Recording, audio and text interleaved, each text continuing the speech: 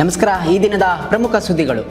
ಅತ್ಯಾಚಾರ ಎಸಗಿದ ಶಿಕ್ಷಕನಿಗೆ ಜೀವಾವಧಿ ಶಿಕ್ಷೆ. ಕೊಪ್ಪಳ ಜಿಲ್ಲೆಯ ಗಂಗಾವತಿಯಲ್ಲಿ ಮನೆ ಪಾಠ ಮಾಡುವುದಾಗಿ ನಂಬಿಸಿ ಅತ್ಯಾಚಾರ. ಜಾಕ್ಸ್ ರೆಹಾನ್ ಸಾಹಸಕ್ಕೆ ಜಯ. ಲಂಕಾ ಕೈಯಲ್ಲಿ ನ್ಯೂಜಿಲೆಂಡ್ ನಾಕೌಟ್ ಭವಿಷ್ಯ. ತಂತ್ರಜ್ಞಾನವು ಸಾಮರ್ಥ್ಯವನ್ನು ಅಳಿಸಬಾರದು. GIFX 2026 ಸಮ್ಮೇಳನದ 7ನೇ ಆವೃತ್ತಿಯ ಉದ್ಘಾಟಿಸಿದ ಸಿಎಂ ಸಿದ್ದರಾಮಯ್ಯ. ಸುಪ್ರೀಂನಿಂದ 2 ಶಾಸಕರು ನಿರಾಳ. ಬಾಗೇಪಲ್ಲಿಯ ಸುಬ್ಬಾರೆಡ್ಡಿ ಅನರ್ಹತೆಗೆ ತಡೆ ನೀಡಿದ CJI ನೇತೃತ್ವದ ಪೀಠ ಆದೇಶ. ವಿನಯ್ ಕುಲಕರ್ಣಿಗೆ ಜಾಮೀನು. 5.24 ಕೋಟಿ ಮೌಲ್ಯದ ಡ್ರಗ್ಸ್ ಜಪ್ತಿ. 2 ಮಹಿಳೆಯರು ಸೇರಿ 16 ಪೆಡ್ಲರ್ಗಳ ಬಂಧಿಸಿದ CCB ಮಾದಕ ದ್ರವ್ಯ ನಿಗ್ರಹ ದಳ.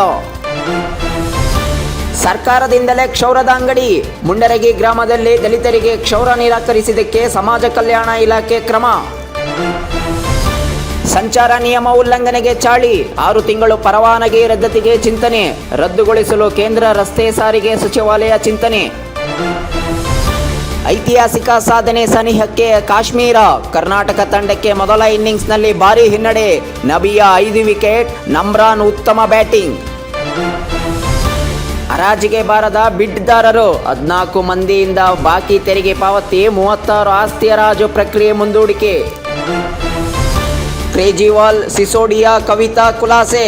ದೆಹಲಿ ಅಬಕಾರಿ ನೀತಿ ಪ್ರಕರಣ ಕುರಿತು 21 ಜನರನ್ನು ಹೈಕೋರ್ಟ್ ಖುಲಾಸೆಗೊಳಿಸಿದ ಆದೇಶ.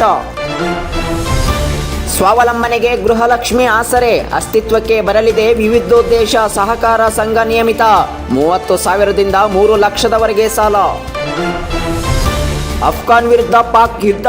ಗಡಿಯಲ್ಲಿ ಕೆಲ ದಿನಗಳಿಂದ ಉದ್ವಿಗ್ನತೆ. ಈ ದಾಳಿಯಲ್ಲಿ 274 ತಾಲಿಬಾನ್ ಅಧಿಕಾರಿಗಳ ಹತ್ಯೆ.